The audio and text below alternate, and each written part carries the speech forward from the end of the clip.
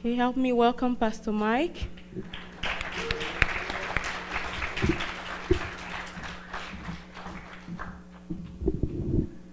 Great to see you all. For those of you who don't know me, my name is Pastor Mike, and my wife and I are the pastors of this church, so welcome. And for all of you who come regularly, thanks for coming. I always am grateful that people want to come and hear, a message from, other imperfect people.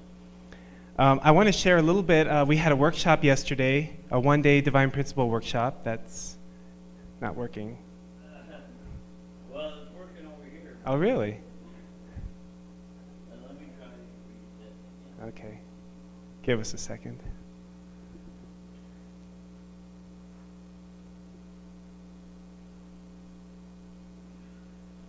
Okay, now try it. Oh, great. Thank you.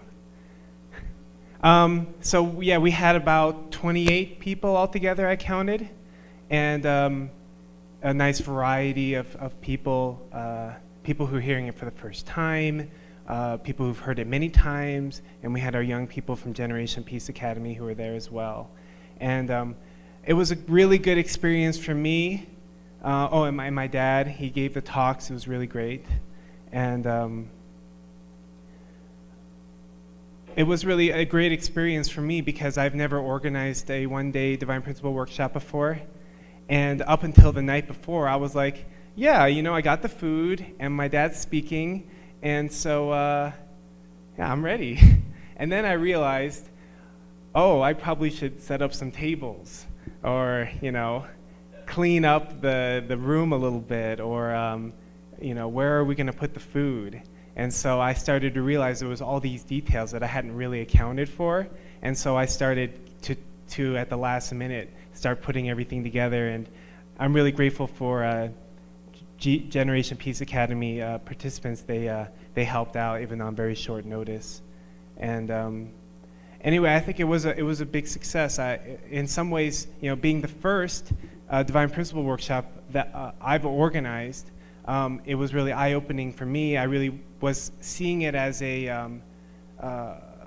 like a pilot run. I wanted to be a participant and think, the friends that I want to invite, are they going to be able to receive this or absorb this, or what can be improved? And we got really great feedback. But the funny thing about feedback is that you can't make everybody happy. In general, people said 4s and 5s for everything, 5 being the best. But some people said, the talks were just too short. They need to be longer. I want more content. I want more material. And some people said they were too long.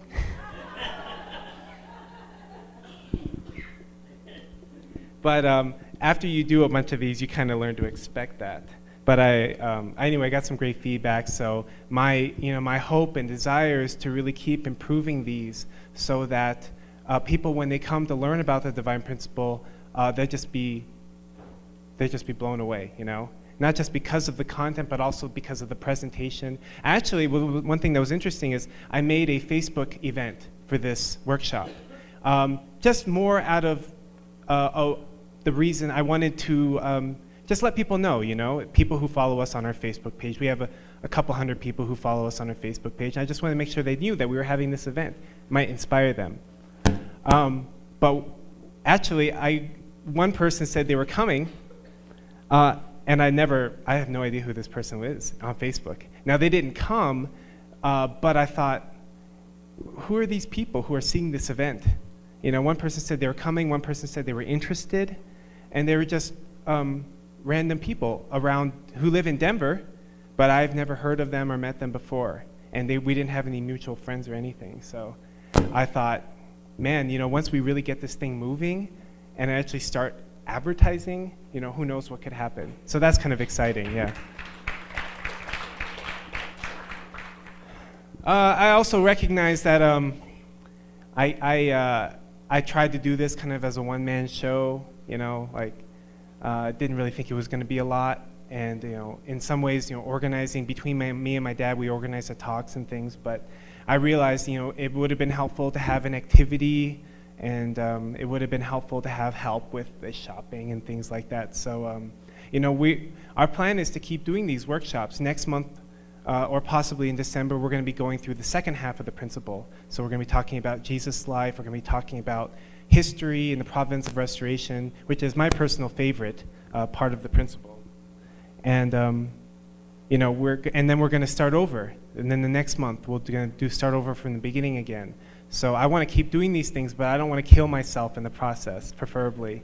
So I will if I have to, but if people feel called to help, that's even better. So I also want to just make a mention that, like in the announcements, we saw that tomorrow is a very special day in our movement, our faith. It's one of our holy days, True Children's Day. And we're celebrating today along with our Halloween party, but tomorrow is the actual day, and we'll be having an offering table at 7 o'clock in the morning for any of those of you who can attend.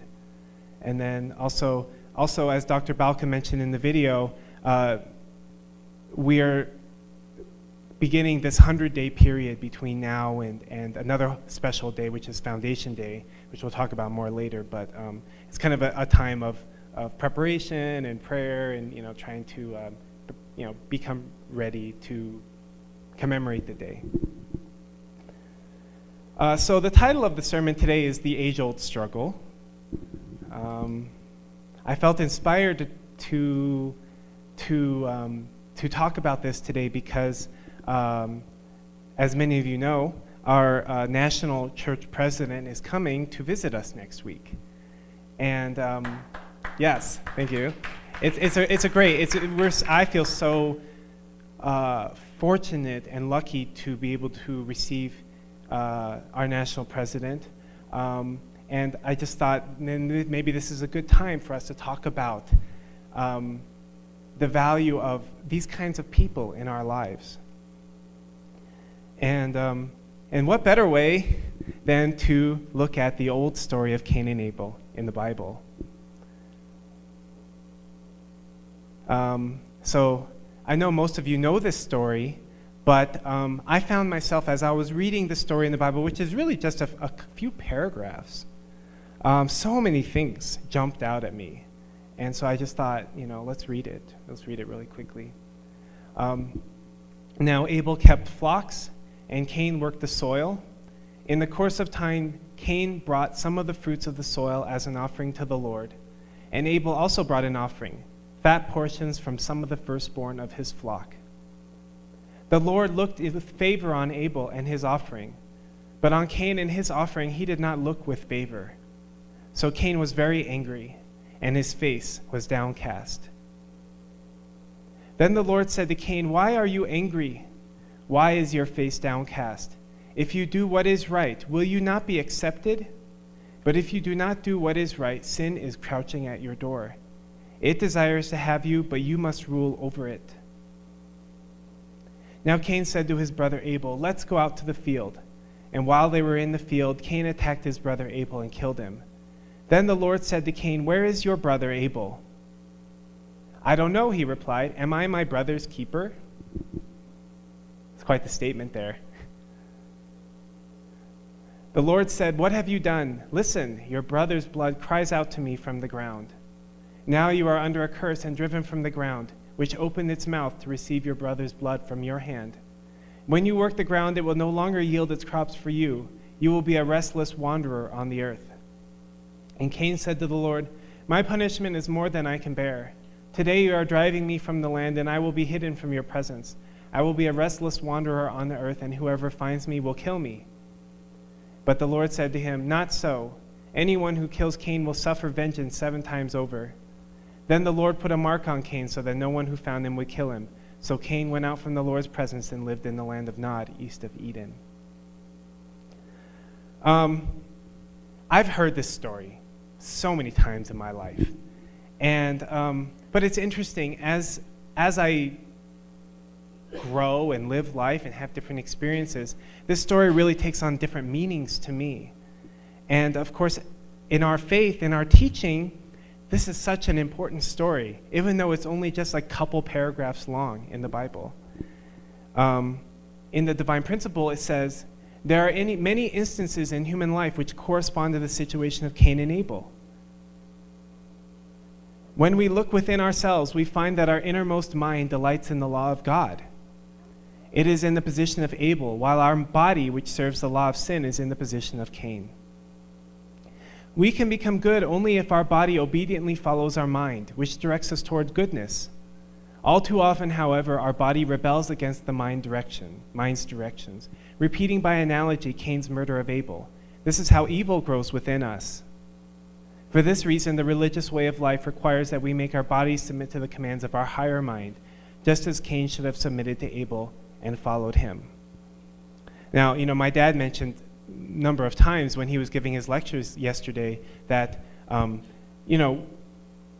oftentimes in religion, we think about being a religious person or living a faithful life as kind of having a lot of willpower to deny the things that we want and to accept the things that are good for us even though we may not want them. And we see that oftentimes with people who've lived a very religious life in the past, people who are priests or monks. They lived in a monastery or something like that. They gave up everything because that was what they needed to do to become close to God. But when I read this, it's for me, it's not so much about how do I put my body down so that I can follow my higher mind. It's really about how do I follow what it is that I already want to do? What is it that my conscience is telling me, or what is it that God is trying to guide me how to live my life? But this is a really great analogy because it really shows that the story is not just talking about two brothers that God showed favor to one, didn't show favor to the other, and the other one was filled with jealousy and killed the other brother. The Divine Principle also points out that this applies very closely to the things that we do in our everyday life, the kind of mindset we have.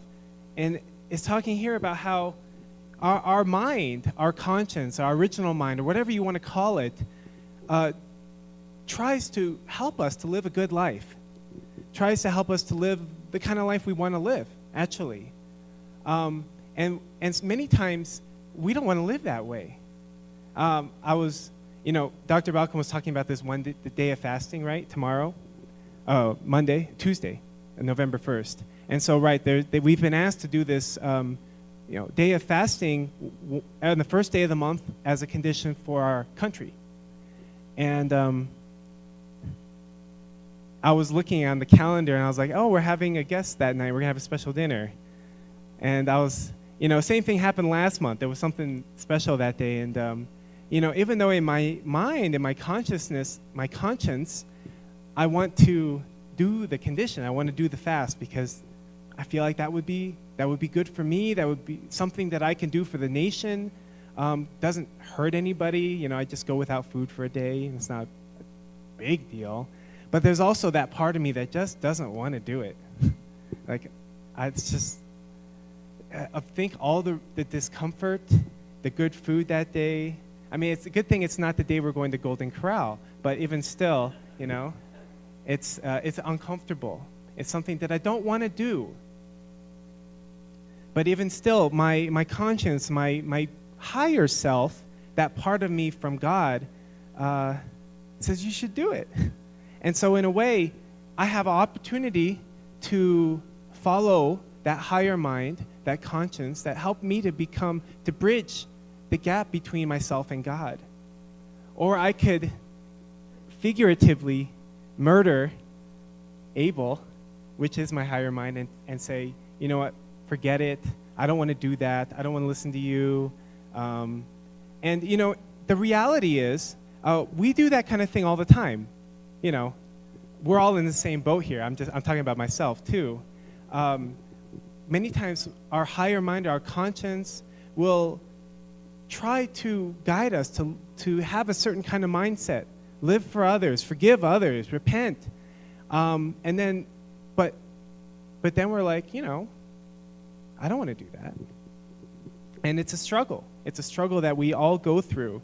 And then we deal with it not just on the personal level in my mind and my body, but also in our relationships with other people, our family.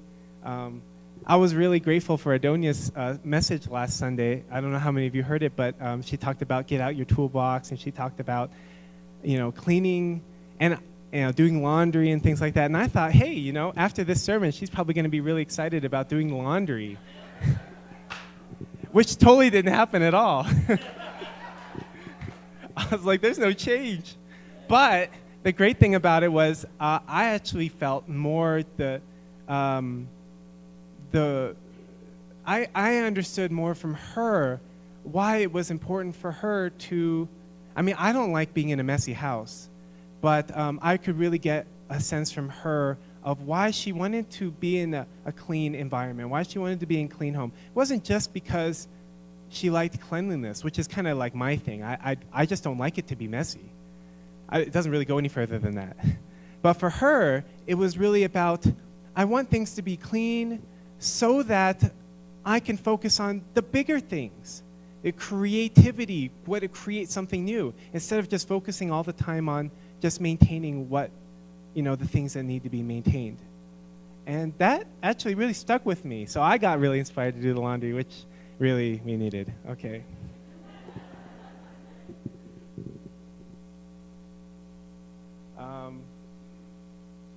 This is a quote from our founder, Reverend Moon. It says, if Cain had yielded to Abel and thus fulfilled the indemnity condition to remove the fallen nature in Adam's family, they would have established a foundation of substance. Instead, Cain killed Abel. In murdering Abel, Cain repeated the sin of the archangel. That is, he reenacted the very process which had given rise to the primary characteristics of the fallen nature. Adam's family thus failed to lay the foundation of substance. Consequently, God's providence of restoration through Adam's family could not be fulfilled. In your daily life, distinguish between Cain and Abel. If anyone complains, he is Cain, and you must unite centering around your Abel. I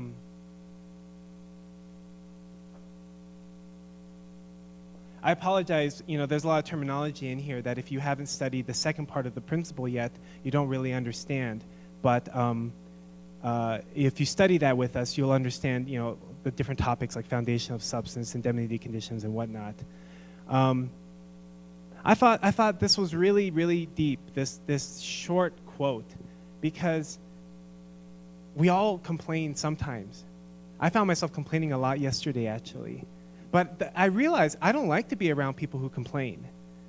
And I don't feel good about myself when I'm complaining about others. And I think that it really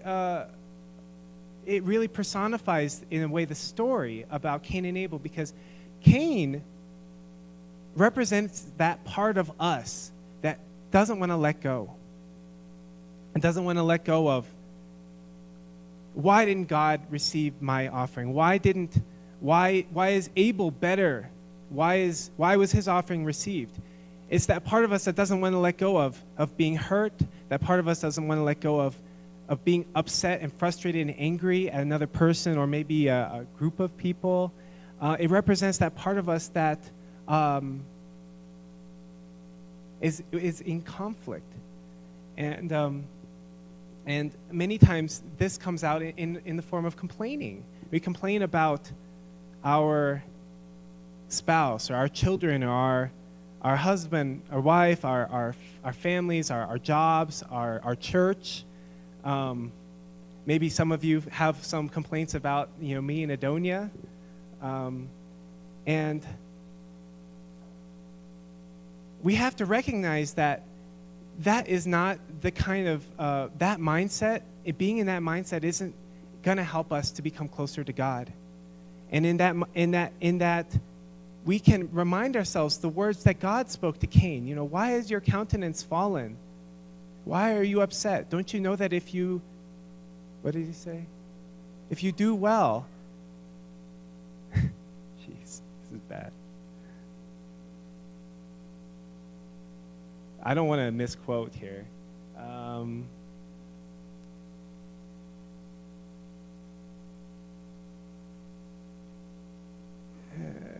If you do what is right, will you not be accepted? And if you do not do what is right, sin is crouching at your door. So what we've learned from divine principle and from our founders, our true parents, is that actually God has set up this relationship in order to allow us to become closer to him. And we are constantly surrounded by people. And some people are in our lives that represent what we call the able figure. They're the people that we need to accept and love and not kill, like in this story. That God is, one thing that we understand about this story through our founders is that Cain needed to love his brother in order for his offering to be accepted. And of course, he did the exact opposite. But in our lives too, there are certain people maybe we can't stand to be around. It's hard to love. There are certain people that it's difficult to appreciate, or we want to put the blame on those people. And honestly, those are the people, and my dad pointed this out in his lectures the other day, is that those are the people that we need to make more effort to love.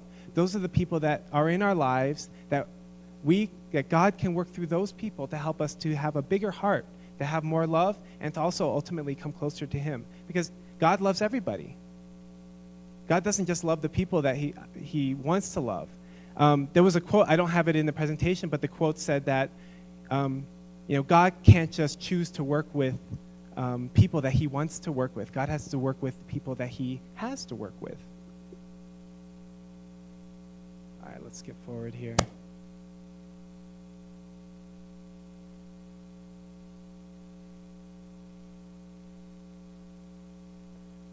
He also said, make up for your leader's shortcomings. He who criticizes his leader is the prince of Cains, and he who wants to cover and take responsibility for the defects of his leader will eventually stand in the position of Abel. And then Cain cannot walk the way of the will except through Abel.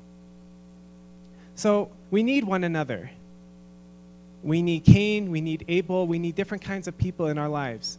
It's easy just to spend time with people that we like to be with, that share our same opinions, maybe our same worldview. But in the world, we have to also, there are just certain people in our lives. And even like between your husband and your wife, you may love your wife, but there's going to be times where you probably can't stand to be around her. And we need to always keep in mind this relationship of Cain and Abel, that if we unite with our able person, if we love that person, then we invite God to dwell in our life more. We become more godly people, actually.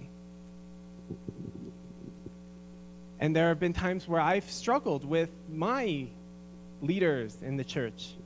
I have a district representative in Texas, and then we have our national president, Dr. Balcom. But I'm so grateful that my higher mind, my conscience, speaks so loudly to me. I'm so grateful for that. And I just feel a lot of gratitude and joy that we could welcome him next week, that we have the opportunity to not think about what mistakes he's made or how he's not the perfect leader. But, I mean, for me, I just think, man, that's a responsibility to try to lead our whole American movement. And I just want to, when he comes, I just want to welcome him and say thank you and try to inspire him. And in that way, hopefully, that, and I hope that even brings more blessing to our community. I think it will. So today is a day that we can remind ourselves about maybe a person in our life or a complaint that we have about the way things are, about a certain kind of person, why they act a certain way. And it's an opportunity we need to remind ourselves that even today, even after so many years have gone by in the Bible and we don't even know how that Bible story is probably very, very metaphorical. Don't know how exactly happened. But today we still deal with the same issues that happened at the beginning because we're trying to restore those things. And we need to take that seriously. It's really easy to give in to just being angry about the way things are of a certain person. But we need to fight that. We need to recognize it's not natural, it's not normal. It's something that we need to constantly make effort to overcome so that we can become people who more reflect God and more reflect God's heart between ourselves and amongst others. And that starts in ourselves. Simply by making the first step to listen to our original mind, our higher mind, our conscience. It's already always telling us. And, even just to make the step of just not, writing off the things that our conscience tells us to do.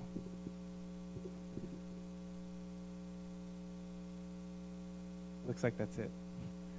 All right, well, that's my message for today. Thank you very much.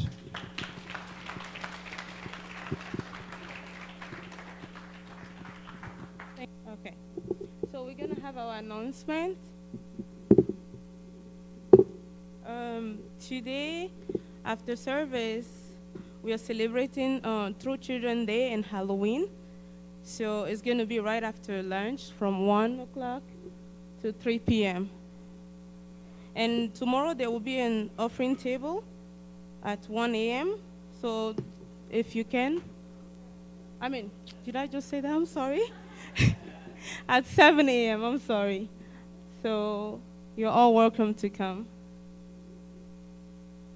On Tuesday, November 1st, Jazz and Megan are inviting us to a comedy performance starring Orion Smith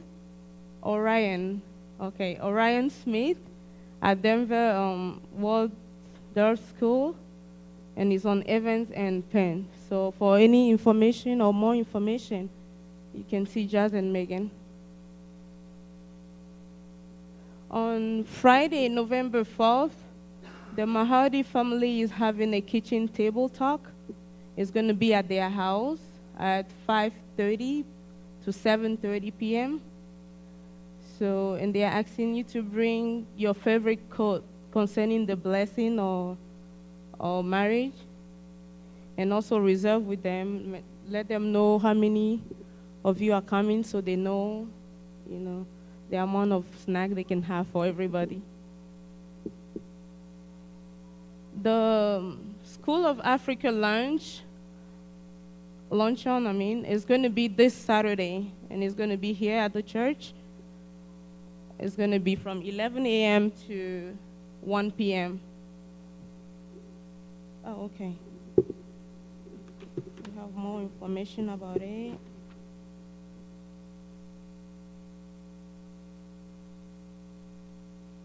So, and if you are planning to donate, but you cannot attend, please give the donation to Shirley today after service. So it's going to be Saturday from 11 a.m. to 1 p.m. But if you cannot make it, please give your donation to Shirley.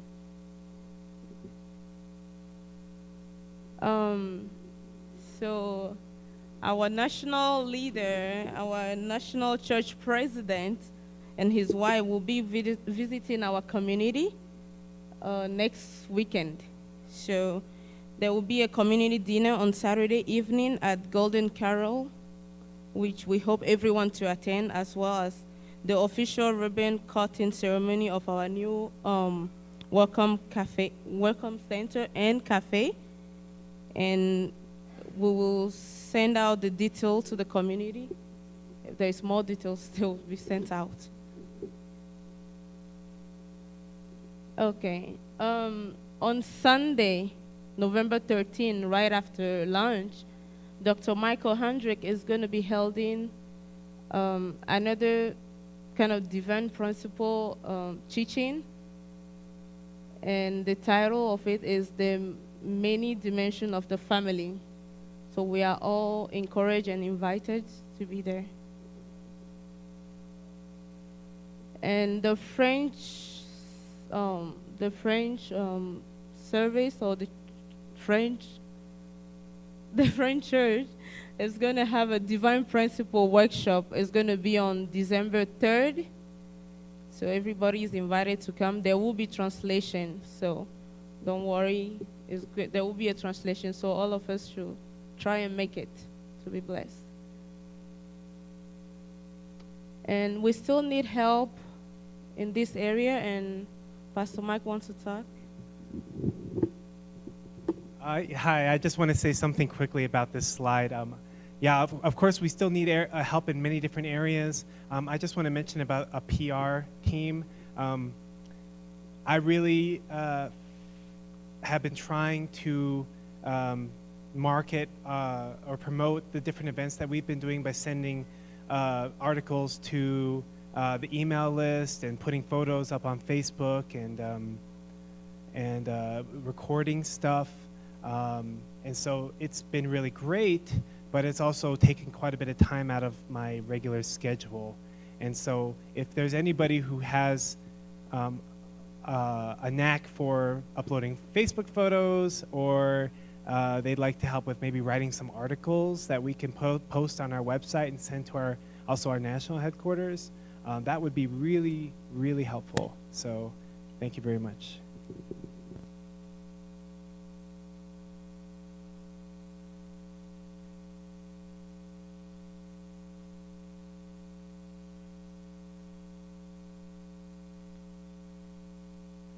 Next week, the Kodani family is going to be cleaning. The Ishoneho family will be ushering, and Hiromichu's family will be serving lunch. So the music ministry is up already. So let's stand up and have our final song.